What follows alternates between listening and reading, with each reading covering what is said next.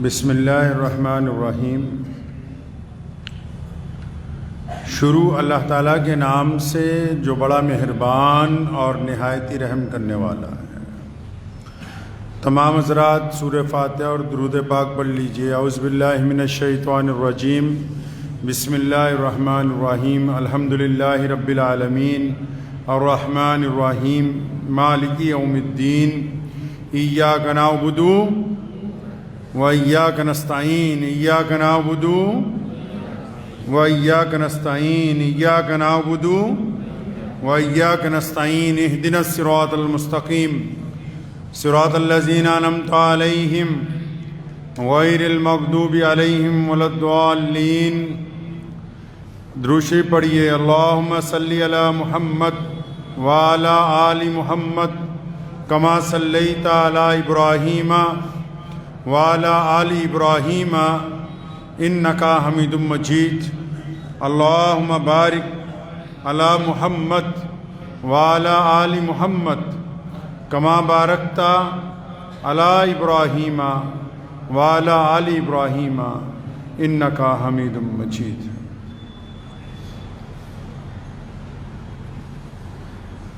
جناں دا عشق صادق ہے او قد فریاد کردے ہن۔ جناں دا عشق صادق ہے او قد فریاد کردے ہن، لباں تے مہر خاموشی ہے دلاں چ یاد کردے ہن۔ جب سے دنیا بنی ہے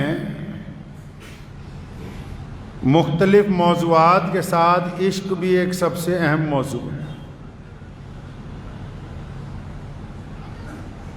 ابتدا سے لے کے انتہا تک اس کی جتنی تفسیر تشریح کی جائے تو وہ کم ہے۔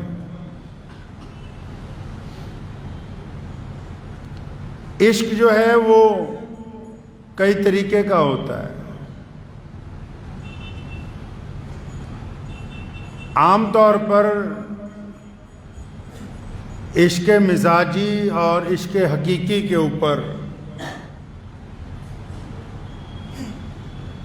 عشق مزاجی کہتے ہیں کہ کسی ایک بندے سے یا کسی ایک بندی سے کسی کو محبت ہو جائے،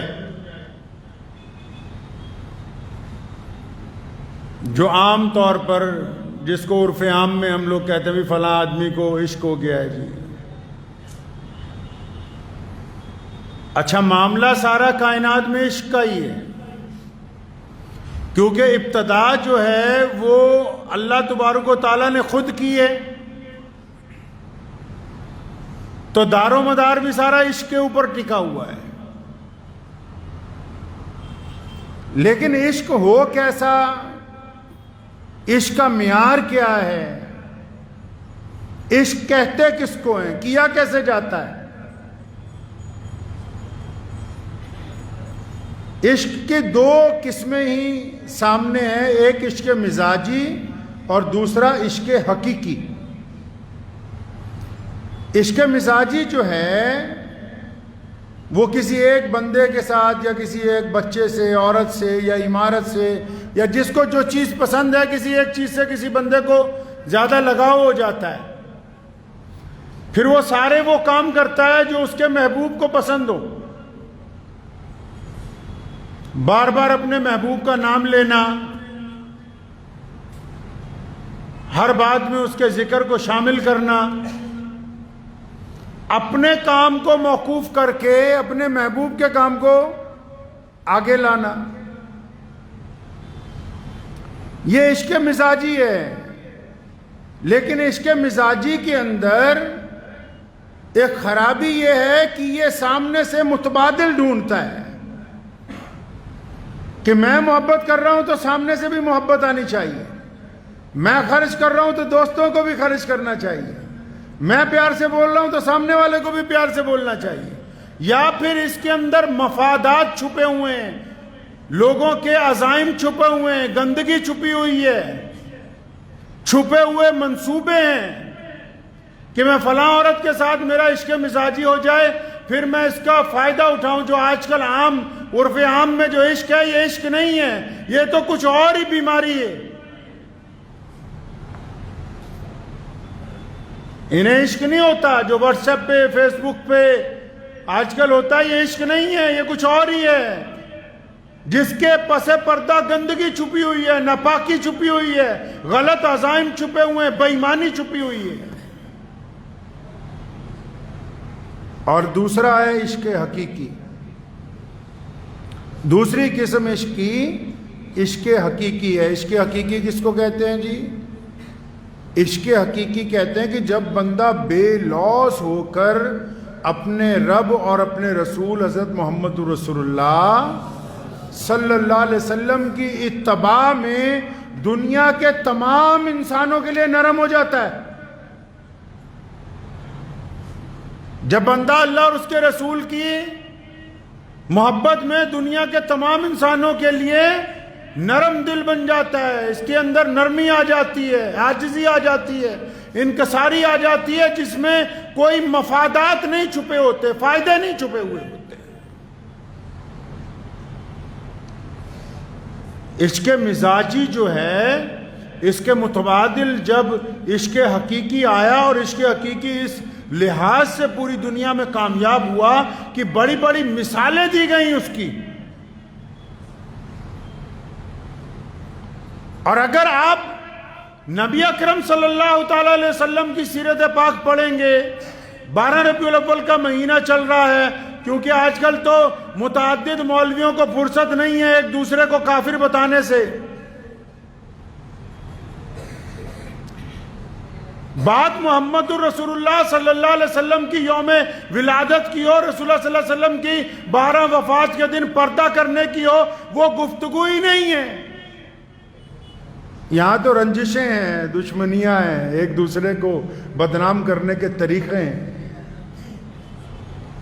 لیکن اگر آپ حقیقی معنوں میں پیارے نبی حضرت محمد رسول اللہ صلی اللہ علیہ وسلم کی سیرت کو پڑھیں گے تو ان کے جو اصحاب ہیں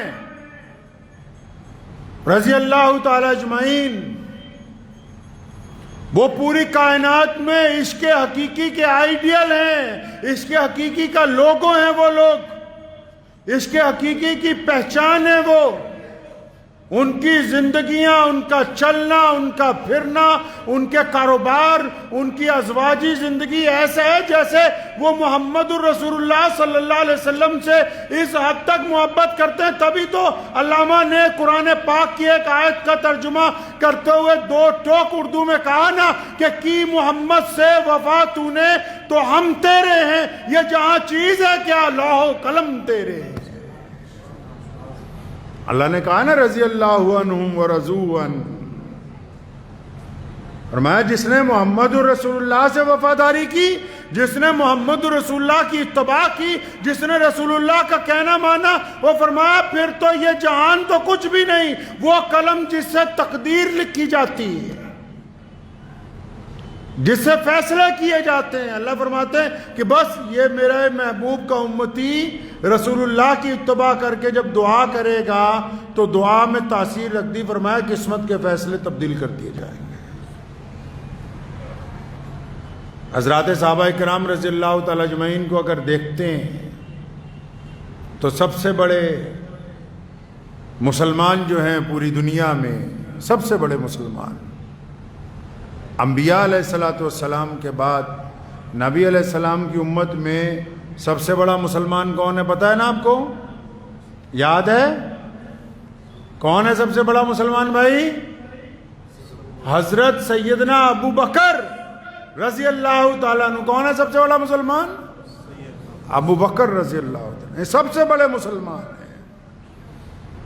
سیدنا ابو بکر رضی اللہ تعالیٰ عنہ کے عشق حقیقی کی داستان اگر شروع کریں تو سالوں گزر جائیں, لیکن ان کا درجہ بس اس بات پہ سمجھ لیجئے کہ رسول اللہ صلی اللہ علیہ وسلم نے اپنی زندگی میں, اپنی موجودگی میں, اپنی حیات کے اندر 1,24,000 صحابہ میں سے اگر کسی کو اپنے مصلی پر امامت کے لیے کھڑا کیا تو وہ بولو ابو بکر ہیں رضی اللہ تعالی. جس دن رسول اللہ مدینے سے مکے کے لیے چلے تو پیچھے پیچھے دشمن لگ گیا. ہجرت جب کی مکے سے مدینے کے لیے دشمن پیچھے پیچھے لگ گئے. تو جب پہاڑی پہ چڑھ گئے غار سور پہ تو ایک غار کے اندر نبی علیہ الصلوۃ والسلام کے لیے ابو بکر صدیق رضی اللہ تعالیٰ نے صفائی کی.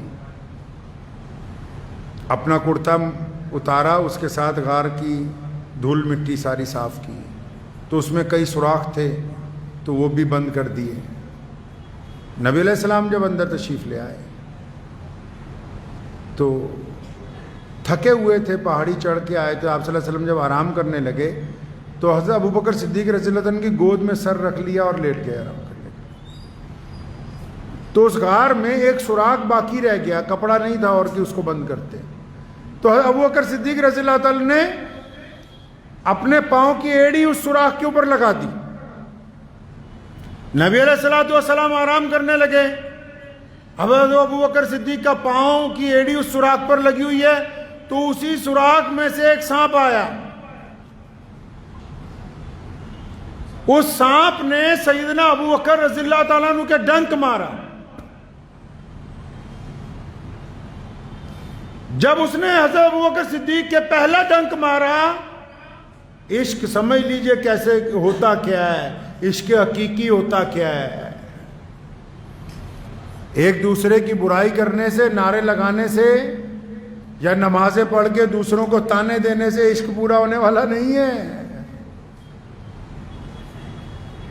میں کسی کا حامی نہیں. مصطفیٰ کے عہد ذری میں کوئی فرقہ نہ تھا, ایک بھی امت میں سنی, ایک بھی شیعہ نہ تھا. بعد میں فرقے بنے ہیں, سب کے سب بیکار ہیں. ان سے نفرت پھیلتی ہے, باعث آزار ہے.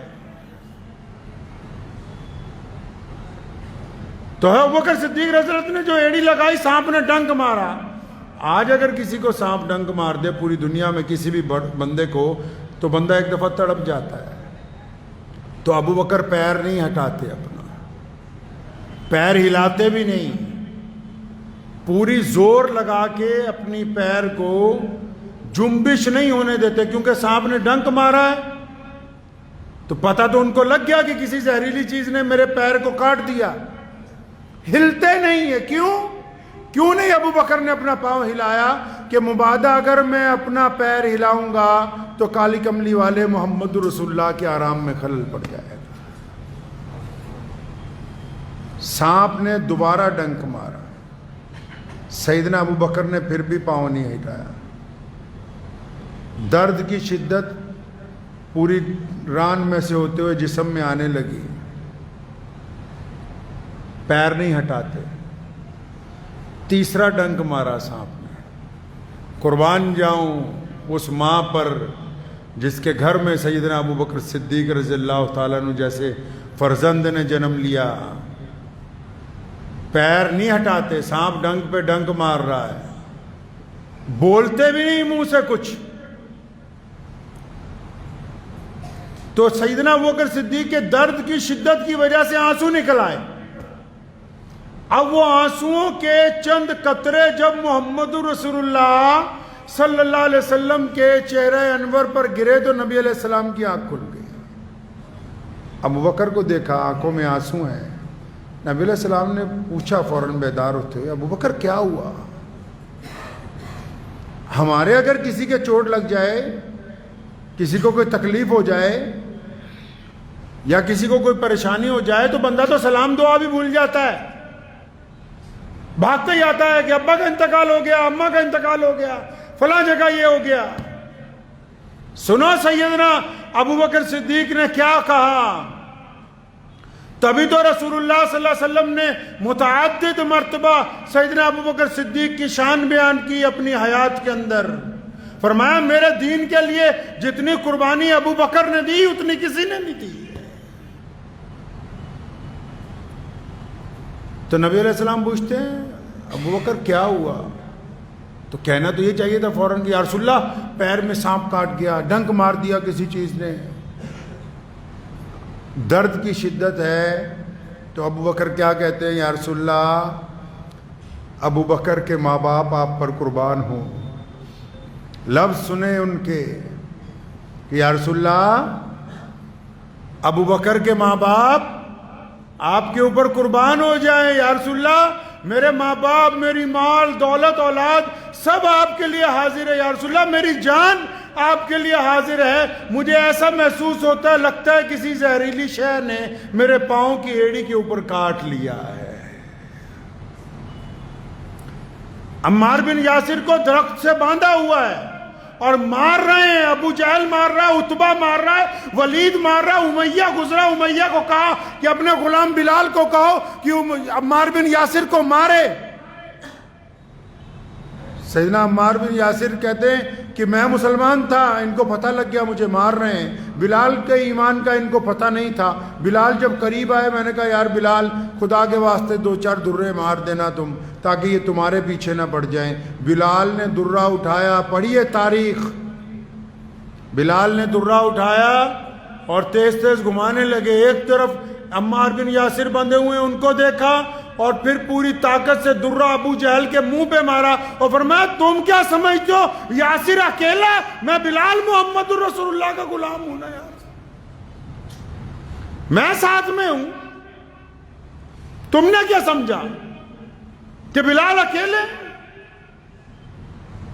عمر رضی اللہ تعالیٰ فرماتے ہیں کہ تبوک کے موقع پر جب رسول اللہ نے کہا اپنا اپنا مال لاؤ، فرمایا میں ہمیشہ یہ چاہتا تھا کہ میں سیدنا ابو بکر سے 2 قدم آگے نکل جاؤں۔ یہ عشق و محبت کی وہ داستان ہے جن میں رکاوٹیں نہیں ہوتی۔ جب ایک ہی محبوب کے بہت سارے عاشق ہو نا تو عاشقوں میں یہ دوڑ لگی رہتی کہ کاش ہم ایک سے آگے ایک چلے جائیں۔ فرمایا جب تبوک کی جنگ کا موقع آیا رسول اللہ نے فرمایا اپنا اپنا مال دو اللہ کے راستے میں۔ فرمایا ان دنوں میں ابو بکر کا کاروبار کچھ کمزور تھا، میرے پاس مال زیادہ تھا، تو میں اتنا مال لے کے آیا کہ میں نے سوچا کہ آج عمر تمہارا ہی نمبر 1 آنے والا ہے۔ فرمایا لیکن جب سیدنا ابو بکر صدیق آئے تو دیکھا کہ کپڑوں کی بجائے ٹاٹ کا کرتا پہن رکھا ہے۔ رسول اللہ سے تو عمر فاروق نے پوچھا کیا لے کے آئے؟ فرمایا یا رسول اللہ ہر چیز کو آدھی کر دی، آدھی آپ کے لیے، جتنے جانور تھے آدھے آپ کے لیے، جتنا غلہ تھا آدھا آپ کے لیے، جتنی جائیداد تھی آدھی فروخت کر کے آپ کے لیے، جتنا سونا تھا آدھا آپ کے لیے۔ لیکن جب ابو بکر آئے تو رسول اللہ نے جب ان کو دیکھا تو ابو بکر کیونکہ سب سے زیادہ محبوب ہیں، فرمایا ابو بکر گھر والوں کے لیے کیا چھوڑ کے آئے؟ پڑھیے بخاری و مسلم کو، صاحب طبقات نے لکھا ہے ابو بکر رضی اللہ تعالیٰ نے کہا یا رسول اللہ صلی اللہ علیہ وسلم نے پوچھا، ابو بکر پیچھے چلے گئے سائیڈ پہ، فرمایا صاحب وہاں نہیں آگے آؤ اور یہ بتاؤ کہ گھر والوں کے لیے کیا چھوڑ کے آئے؟ قربان جاؤں سیدنا ابو بکر نے کہا کہ یا رسول اللہ گھر والوں کے لیے تو اللہ اور اس کے رسول کو چھوڑ کے آیا ہوں، جو کچھ تھا سارا کا سارا ہی آپ کے لیے لے کے آ گیا۔ اس کو محبت کی داستانیں رقم کرنے کے لیے اپنے مال کے ساتھ اپنی زندگیوں کے ساتھ، بلال کو پتا نہیں تھا کہ اگر میں کہوں گا کہ ایمان لے آیا ہوں یہ مجھے ماریں گے۔ سیدنا ابو بصیر رضی اللہ تعالیٰ عنہ کو ان کے باپ نے اس لیے قید کیا کہ یہ مدینے نہ چلا جائے رسول اللہ کے پاس، باپ بھی دشمن، بھائی بھی دشمن، چچا بھی دشمن، محلے والے بھی دشمن، قید کر کے رکھا ہے ابو بصیر کو۔ لیکن اچانک ایک دن قید خانے کا دروازہ توڑ کے نکل آئے، کئی دن کا سفر کیا۔ امام بخاری نے لکھا ہے، صحابہ فرماتے ہیں جس دن ابو بصیر رضی اللہ تعالیٰ عنہ مدینہ پہنچے اتنے زخمی ہو گئے تھے زنجیروں کی وجہ سے، جو پاؤں میں بیڑیاں ڈالی گئی تھیں، کہ جس گلی سے گزرتے تھے خون کے قطرے گرے ہوئے ہوتے تھے، جس گلی سے گزرتے تھے خون کے قطرے تھے۔ لیکن صلح حدیبیہ کے موقع پر رسول اللہ کا ایک ایگریمنٹ ہوا، مکے کے جو غیر مسلم تھے ان سے مسلمانوں کا ایک ایگریمنٹ ہوا، جنگ بندی کا اعلان ہوا۔ اس میں یہ بھی شرط لکھ دی گئی کہ اگر مکے سے کوئی بھاگ کے مدینے آ گیا تو واپس کرو گے۔ ایک شرط لکھ دی کہ اگر کوئی قیدی تمہارا مکے سے بھاگ کے مدینے آ گیا کوئی مسلمان تو آپ اس کو واپس کریں۔ تو ابو بصیر تو بڑی تکلیفیں اٹھا کے بڑی مشقت کے بعد مدینہ منورہ پہنچے. لکھا ہے کہ جب مسجد نبوی میں داخل ہوئے رسول اللہ صلی اللہ علیہ وسلم سے ابھی سلام دعا ہوئی تو پیچھے ہی قریش کے 2 سپاہی آ گئے, پیچھے ہی پہنچ گئے دونوں. انہوں نے آتے ہی اپنی بات رکھ دی کہ آپ نے تو ہم سے وعدہ کیا ہوا ہے کہ اگر کوئی مسلمان مکے سے بھاگ کے آئے گا تو اس کو مدینے میں پناہ نہیں دی جائے گی, واپس کرنا پڑے گا, واپس کیجیے. قربان جاؤں رسول اللہ صلی اللہ علیہ وسلم پر اپنے صحابی کو کہا کہ ہم نے وعدہ کیا ہوا ہے, ہم نے وعدہ کیا ہوا ہے. اندازہ لگائیں کہ ایک بندہ کئی دن کی پیدل مسافت کے بعد پیروں میں جس کے بیڑیاں ہیں, جس کا پورا جسم زخمی ہے, خون رس رہا ہے, اور ایسی حالت میں وہ وعدہ دشمن یاد دلا رہا ہے اور سامنے عاشق ہے. آج کل کے تو جو عاشق ہے نا, ذرا سی حلوے کی کٹوری دیر میں ملے تب ناراض ہو کے خانقاہ سے باہر نکل جائے. کئی تو مولویوں سے سودے بازی کرنے پہ آ جاتے ہیں کہ اتنے پیسے دیں گے یہ فلاں کام کر دو, اتنے دیں گے فلاں جلسے میں آ جانا. کوئی مولوی نہ مانے تو اس کے مخالف ہو جائیں گے کہ جی ہماری چودراہٹ کو تم نے نہیں مانا. دوسروں کی غریبی کا مذاق اڑانے کے لیے جو سرمایہ دار ہے آج کل کا سرمایہ دار ہے, وہ چاہتا ہے کہ مولوی ہمارے مطابق چلیں, دین ہمارے مطابق چلے. سب سے بڑا مسئلہ تو ان کے پروٹوکول کا پھنسا ہوا ہے. امام کو اپنا ملازم سمجھتے ہیں, ان کے پروٹوکول کا مسئلہ ہے. اجی تمہاری مسجد میں گئے تھے, نماز کے لیے مکمل جگہ ہی نہیں ملی, ہم نے تو اتنے لاکھ روپے خرچ کر دیے فلاں کام کے اوپر.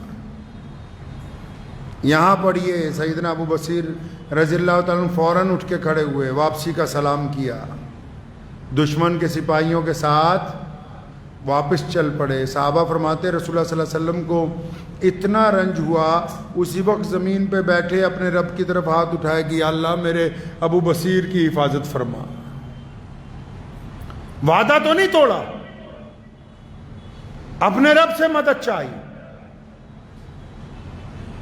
اب وہ دشمن نے کیا کہا سنیے. جو 2 سپاہی ابو بصیر رضی اللہ عنہ کو پکڑ کے مدینے سے واپس لے جا رہے ہیں, جب انہوں نے ان کو اپنے ساتھ سوار کر لیا, چلتے ہوئے انہوں نے تانا مارا کہ دیکھا نعوذ باللہ کہ جن کے لیے تم بھاگ کے آئے تھے انہوں نے تمہیں ہم سے بچایا نہیں. قربان جاؤں سیدنا ابو بصیر رضی اللہ تعالیٰ عنہ پہ, اور فرمایا بدبخت چپ ہو جا, میرا تو اپنے رسول پر ایمان اور بڑھ گیا.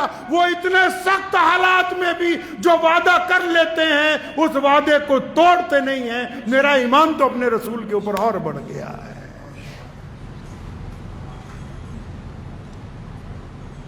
راستے میں جا رہے تھے تو اللہ تعالیٰ اگر کسی بندہ کوئی کسی کا مخلص ہو نا جی, کسی سے کوئی جان پہچان ہو, مخلص ہو, کوئی مصیبت میں پڑ جائے تو جو بن پڑتا ہے کرتا ہے, چاہے تھوڑی مدد کرے یا زیادہ کرے, چاہے دعا کرے یا ساتھ میں جا کے کھڑا ہو جائے. اور پھر جن لوگوں نے اللہ کو اپنی مدد کے لیے پکارا ہو, جنہوں نے اللہ تبارک و تعالیٰ کو مدد کے لیے پکارا ہو, امام بخاری نے لکھا ہے کہ ابو بصیر رضی اللہ تعالیٰ نے راستے میں جگت لگائی, پہلے ان میں سے ایک سپاہی کو مارا, پھر اس کے بعد دوسرے کو مارا, اور پھر مکے اور مدینے کے درمیان ایک جنگل کی گھاٹی کو اپنا گھر بنا لیا. اور لکھا ہے کہ اس دن کے بعد جو بھی مکے سے بھاگ کے آتا تھا مسلمان, کیونکہ مدینے جا نہیں سکتا تھا, وعدہ تھا کہ واپس کرنا ہے, سارے کے سارے سیدنا ابو بصیر رضی اللہ تعالیٰ عنہ کے پاس جمع ہونے لگے. ایک قوت تیار کر لی تاکہ کوئی کسی کو تکلیف پہنچائے تو اس کی حفاظت کی جا سکے. پیارے نبی حضرت محمد الرسول اللہ صلی اللہ تعالیٰ علیہ وسلم کے لیے جن لوگوں نے قربانیاں دی ہیں ان کی اگر آپ داستان پڑھیں گے آپ کو پتہ لگے گا عشق حقیقی ہوتا کیا ہے, جس میں مفادات نہیں ہوتے, صرف محبتیں ہوتی ہیں,